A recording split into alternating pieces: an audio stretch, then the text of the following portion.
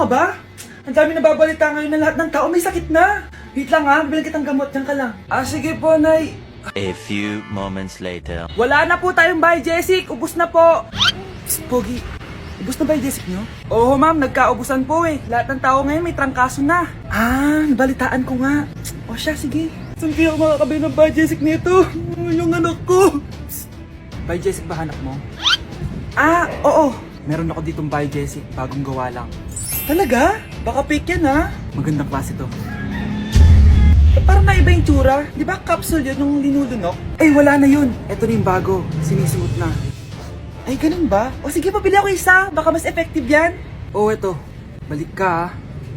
Anak, ito. May nakita akong Biogesic. Inumin mo na. Singhutin mo. 1 hour later.